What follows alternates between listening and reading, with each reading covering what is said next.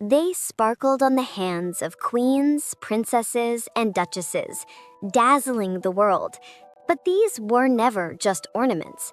They were silent witnesses to history. One stone cost a king his throne. Another, chosen straight from a simple catalog, forever changed the rules of the game. Some rings were forged from the fragments of tiaras and the memories of mothers. Others were born in secrecy as symbols of forbidden love. Behind the brilliance of diamonds and the depths of sapphires lie stories of sacrifice, quiet rebellion, and love that defied protocol. Today, we uncovered the true tales of the most iconic royal wedding rings in Britain, some legendary, others scandalous. And we begin with the ring perhaps more famous than the crown itself, a stone the color of the midnight ocean, destined to become the emblem of a fairy tale, a tragedy, and an immortal legacy. February 1981. The future of the British monarchy is being shaped inside a room at Buckingham Palace, before the young Lady Diana Spencer, still unaccustomed to the world's gaze. The heir to the throne, Prince Charles, presents a tray from the royal jeweler Gerard. On the velvet lies several options, each one a potential piece of history. Yet instead of quietly accepting a unique, custom-made design tied to the royal crest, Diana does something no one expects. She makes her own choice. Her finger points to a 12-carat oval Ceylon sapphire, encircled by 14 solitaire diamonds set in 18-carat white gold. The decision is instant, almost instinctive. Some say the sapphire reminded her of her mother's ring. Others claim it matched the exact shade of her famous eyes. But the shock in the palace came for another reason. This ring wasn't exclusive. It came from Gerard's regular collection and cost £28,000. Any wealthy buyer could walk into the shop and purchase the exact same piece. Whispers immediately spread through the establishment. A commoner's ring, a choice with no uniqueness. But that was its true power. This was Diana's first quiet act of rebellion. She chose not what tradition dictated, but what spoke to her heart. The ring became an inseparable part of her image, the emblem of the fairy tale the world thought she was living. She wore it even after that fairy tale crumbled and the marriage dissolved. It was more than a status symbol as the bride of the heir. It was her anchor, her decision. The marriage ended, but the story of the ring had only just begun. After Diana's tragic passing in 1997, her sons were each allowed to choose something to remember her by.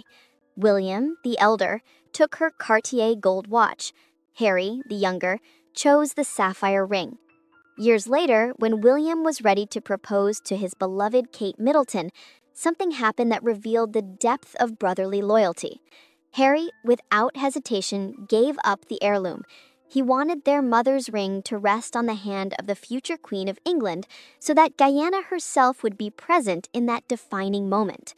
And so, in 2010, the world watched as the sapphire once whispered about in scandal found a second life. On Kate Middleton's hand, it no longer symbolized tragedy. It became the symbol of continuity, of hope, of the sacrificial love Diana once dreamed of. What began as a controversial choice had turned into a priceless legacy, binding the monarchy's past to its future. But if this sapphire became a public icon, long before it, another stone quietly laid the foundation of the modern British monarchy. The ring worn for 73 years by Queen Elizabeth II was not forged from the empire's endless treasures, but from sacrifice, memory, and a love that triumphed over the wreckage of war. In 1946, the world was still in ruins. For a young naval lieutenant, Prince Philip of Greece and Denmark, it was not only a time of global recovery, but also of personal resolve. He was in love with the heir to the British throne, Princess Elizabeth, and he was determined to ask for her hand.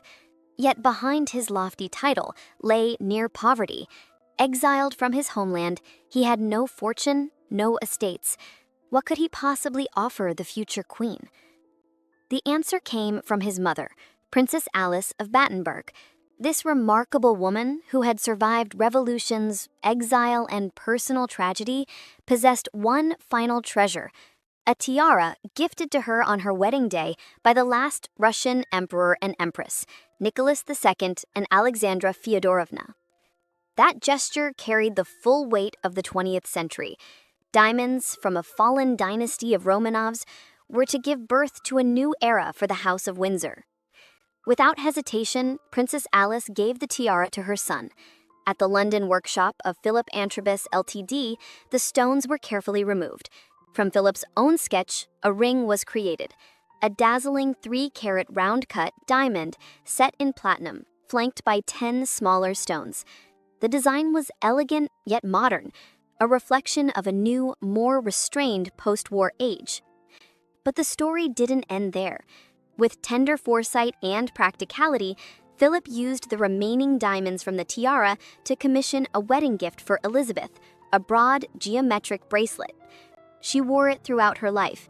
It adorned her wrist in countless portraits and at countless state receptions, quietly standing as their personal symbol of beginnings. Elizabeth's ring never left her finger. It became as much a part of her reign as the crown or the scepter. But after her passing in 2022, a mystery was born. Does the diamond, forged from the ashes of one empire and transformed into the promise of another, now rest with her in the royal crypt? Or is it hidden away in the Windsor vaults, waiting for the day it might once again shine on the hand of a future queen? The ancient walls of Windsor Castle remain silent, guarding the secret like a state mystery. Philip had taken the diamonds of his mother to create a symbol of the future for Elizabeth. Decades later, his grandson, Prince Harry, would follow this touching example, weaving the memory of his own mother, Diana, into a ring for the woman who, like him, sought to rewrite the rules of royalty. The story of that ring began not in a jeweler's vault, but beneath the boundless skies of Botswana. It was there, far from palace protocol and camera flashes, that Prince Harry and American actress Meghan Markle truly got to know each other and fell in love. And when the time came, Harry decided their ring should tell their story and no one else's. He did not choose a ready-made piece. He became its creator. Working with the jewelers Cleve and Company, he designed a ring where every detail carried meaning.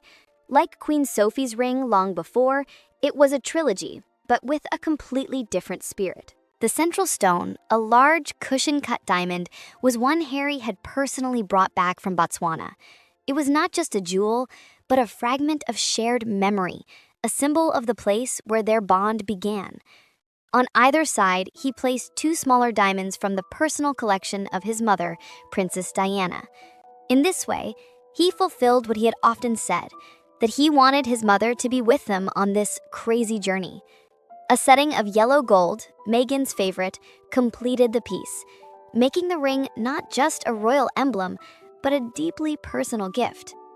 When the world first saw the ring in November 2017, it became an instant sensation, the perfect balance between respect for the past and a declaration of a new path. But just like Harry and Meghan's story, the ring did not remain unchanged. About a year and a half after the wedding, observers noticed a difference. The plain yellow gold band had been replaced with a slimmer shank paved with tiny diamonds in micro-pave style. The redesign sparked debate. Some admired the refined update, while others criticized Meghan for daring to alter such a symbolic gift infused with Diana's memory.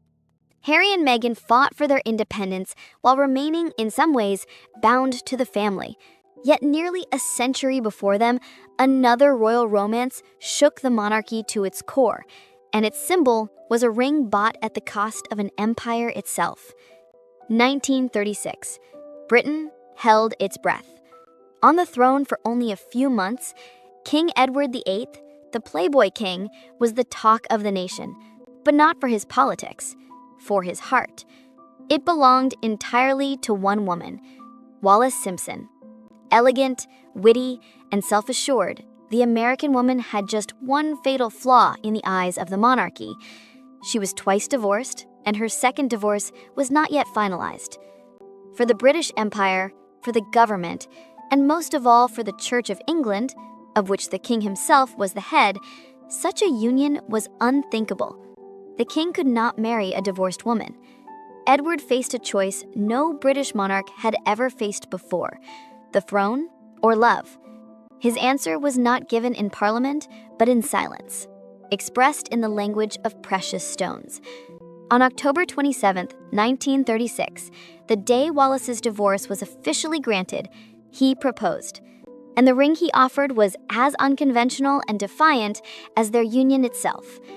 Instead of the classic diamond or sapphire symbolizing purity and loyalty to the crown, he chose a stone that embodied luxury, passion, and the daring of a new age.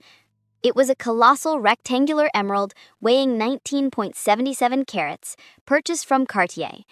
Its deep green hue was almost hypnotic, but the true essence of their vow was hidden from the public eye. Inside the platinum band was engraved a short but all-encompassing phrase: "We are ours now, 27x36. That inscription transformed the ring from a mere jewel into a manifesto. It was a point of no return. Barely 6 weeks later, on December 10, 1936, Edward VIII signed the Act of Abdication, addressing the nation in a radio broadcast with words that would enter history.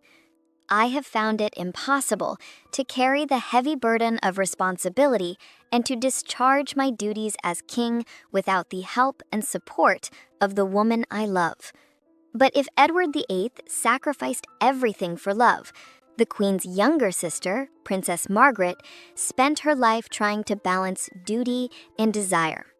She had once already been forced to give up her love for the divorced Captain Peter Townsend in the name of duty, and her engagement ring from her second, seemingly perfect choice would become the clearest reflection of her rebellious artistic heart. By 1960, Princess Margaret was a style icon, glamorous, witty, and willful. She lived in the shadow of her sister, the Queen, and her broken heart after Townsend was common knowledge. So when the palace announced her engagement, Britain breathed a sigh of relief. But her chosen one once again broke every rule.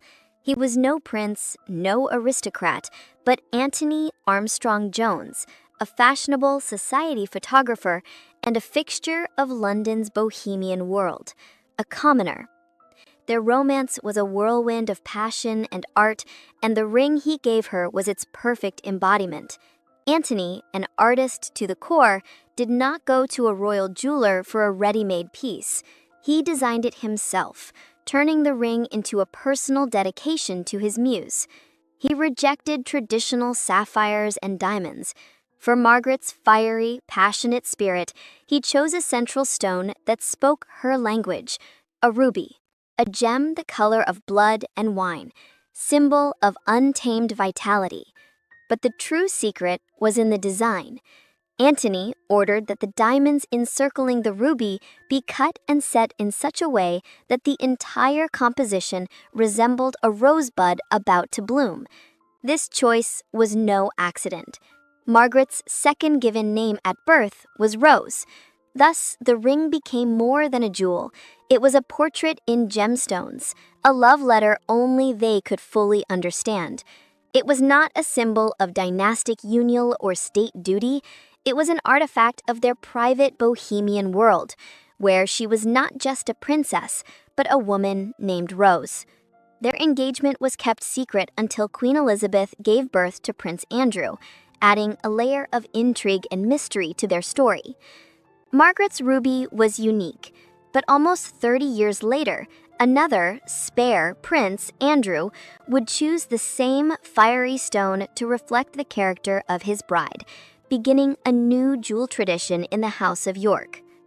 By 1986, the British royal family seemed to have found fresh energy. Alongside the reserved, already iconic Diana, there appeared another figure, Sarah Ferguson, or simply Fergie. Loud, energetic, with a mane of flaming red hair and a contagious laugh. She was a breath of fresh air.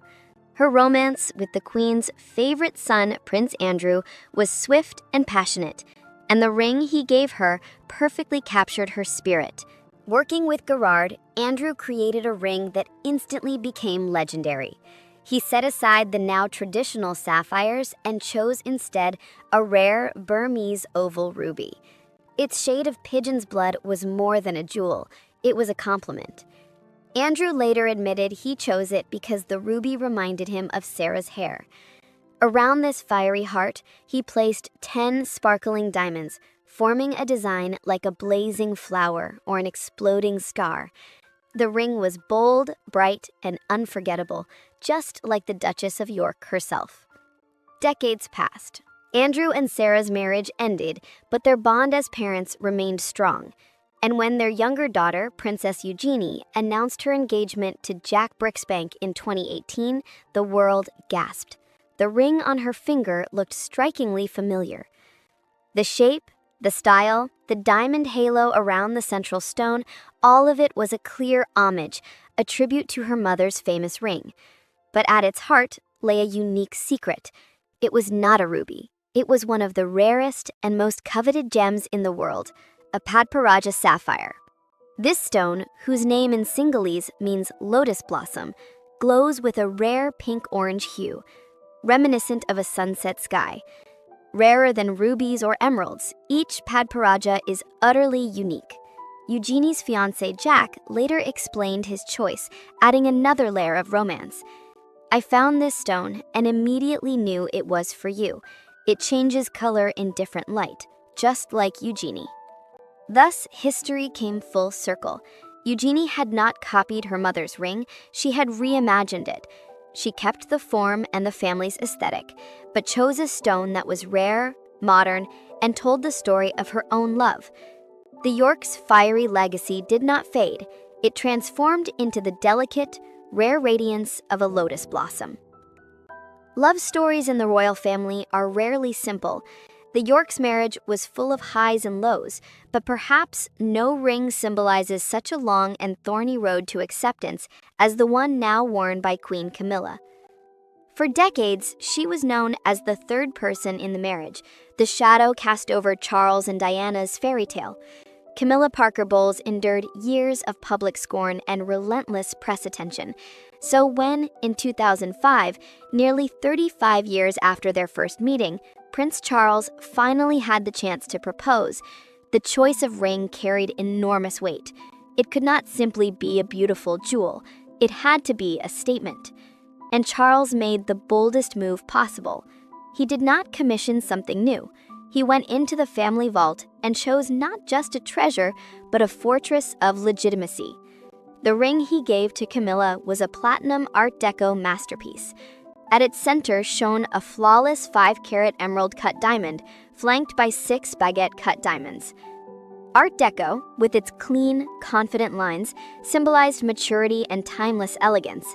But more important than the design was the stone's history.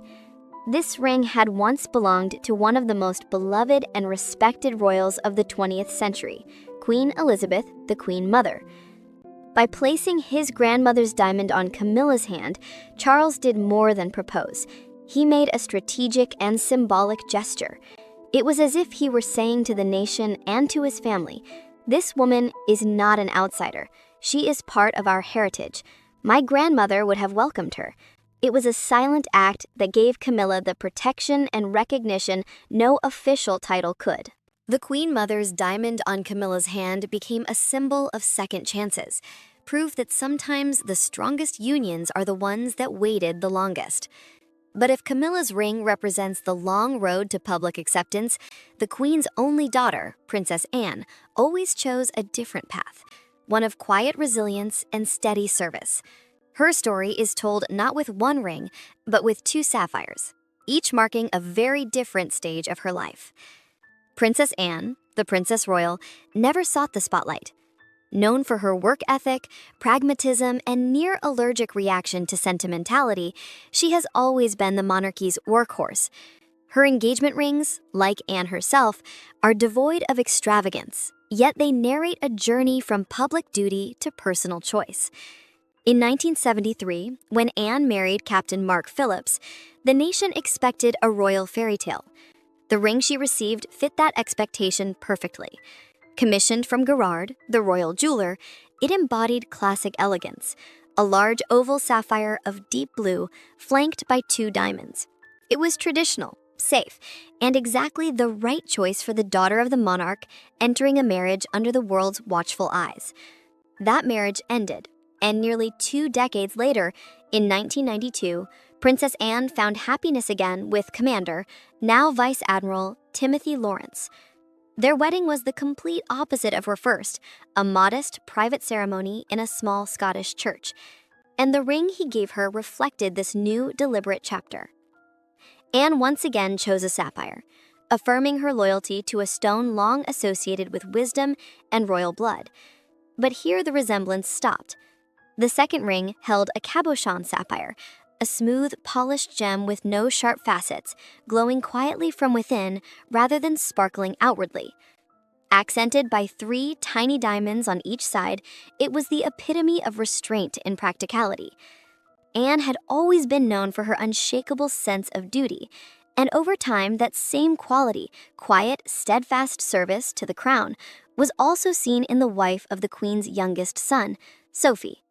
Her ring, like the woman herself, became a reflection of harmony, stability, and understated dignity. By the late 1990s, the monarchy had been battered by what the Queen once called her annus horribilis, a year of divorces and scandals.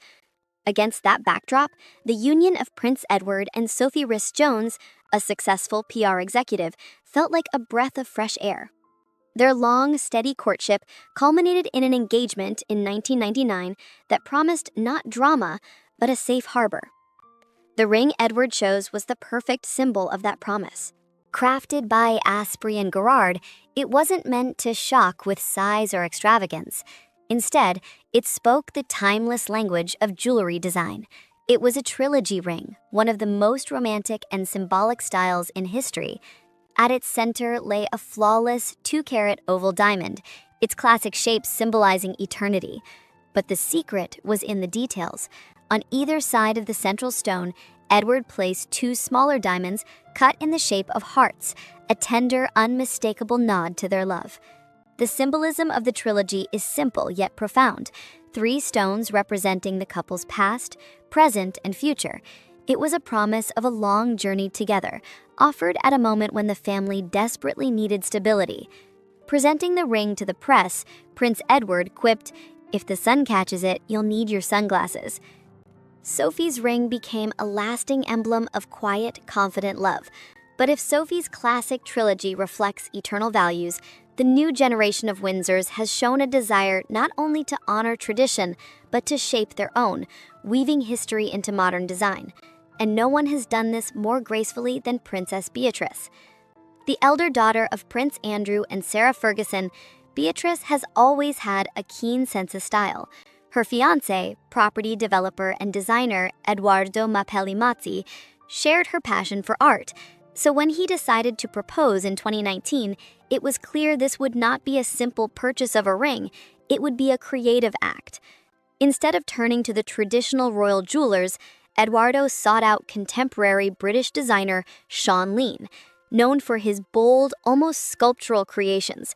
Together, they set out to create something unique, a ring that would be not just an ornament, but a dialogue between 2 eras and 2 personalities.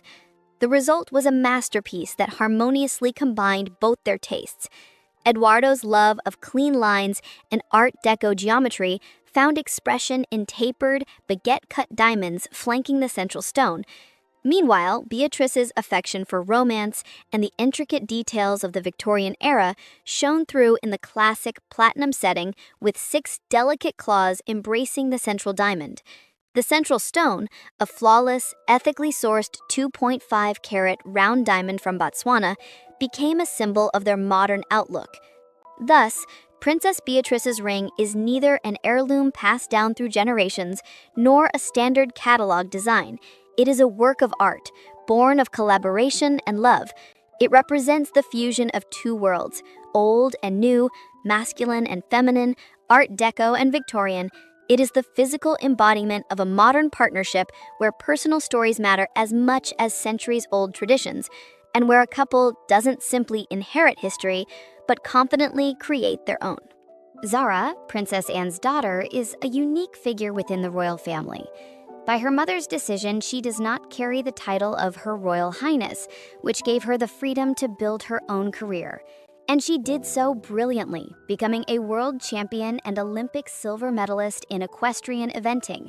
Her life is defined by early mornings, grueling training sessions, and work where her hands are her greatest tools.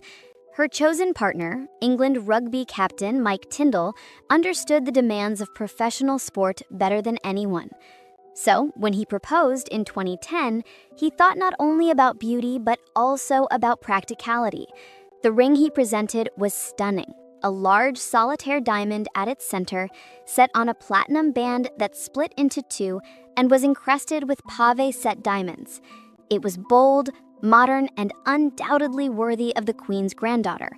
But its true secret lay in the setting. Mike specifically asked the jeweler to design a low-profile mount for the central stone. This meant the diamond did not sit high above the finger, but was placed as close to the hand as possible. The reason was simple and brilliantly thoughtful. A high-set ring would constantly snag on riding gloves, reins, and tack, interfering with Zara's work and risking damage. The low profile made it not only beautiful, but also safe and practical for the everyday life of a champion. From the sapphire that became a national treasure to the emerald that changed the course of history, from diamonds that carried the memory of generations to rubies that burned with passion. Each of these rings is more than a jewel. Each is a chapter in the endless saga of the House of Windsor, reflecting their loves, their losses, their duty, and their quiet revolutions. They remind us that even in a world bound by the strictest rules and centuries of tradition, the most important thing is the story you create for yourself. So tell me, which of these stories, captured forever in metal and stone, touched you the most?